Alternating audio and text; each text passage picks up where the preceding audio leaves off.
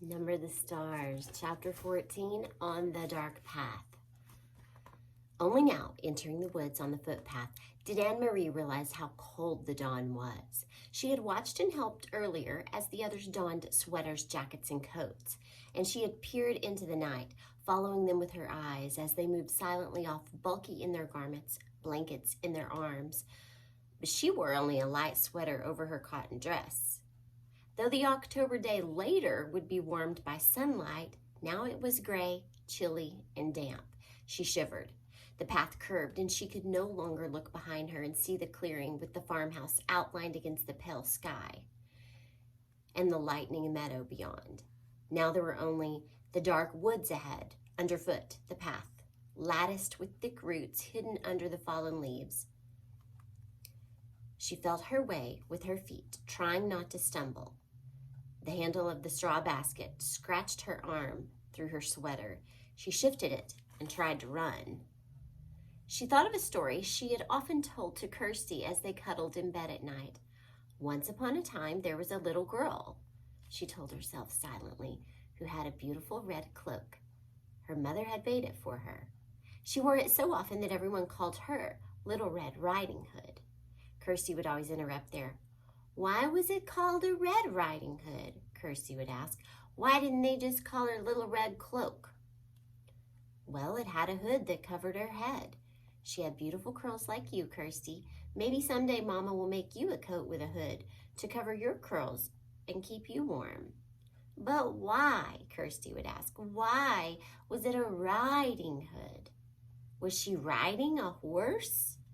Maybe she had a horse that she rode sometimes, but not in this story. Now stop interrupting every minute. Anne-Marie smiled, feeling her way through the dark, remembering how Kirsty always interrupted stories to ask questions. Often she just wanted to make the story last longer. The story continued.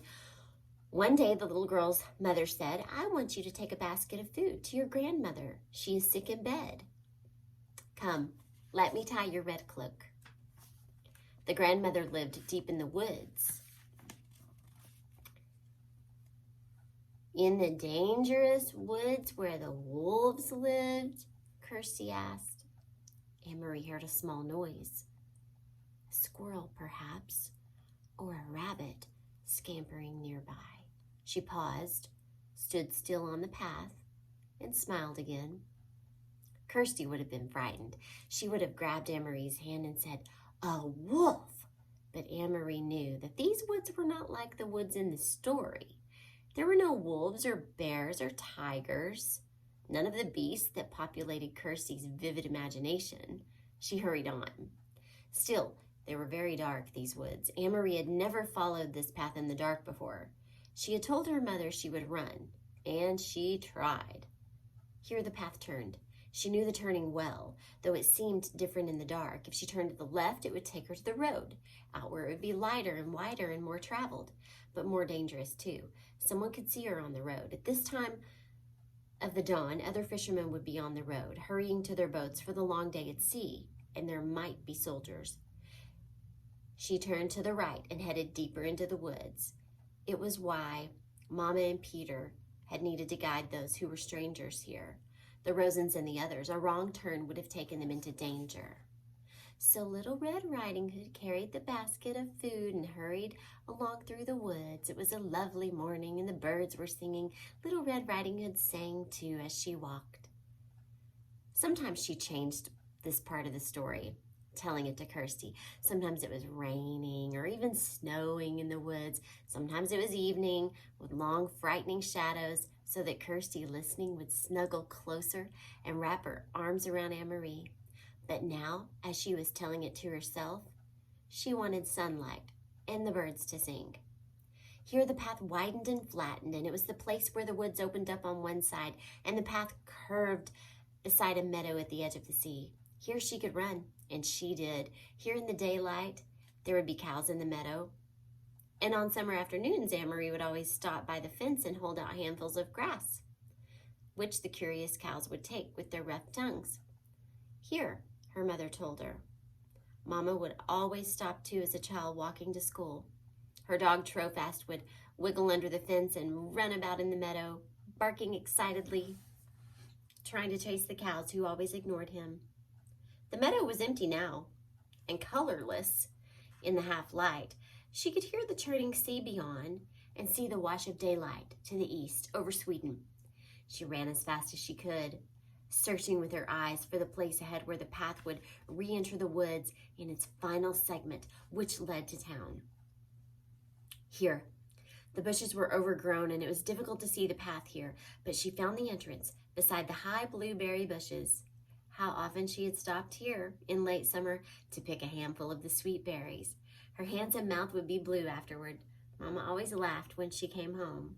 Now it was dark again, and as the trees and bushes closed around her, she had to move more slowly, though she still tried to run. Anne-Marie thought of Mama, her ankle so swollen and her face so pained. She hoped Mama had called the doctor by now.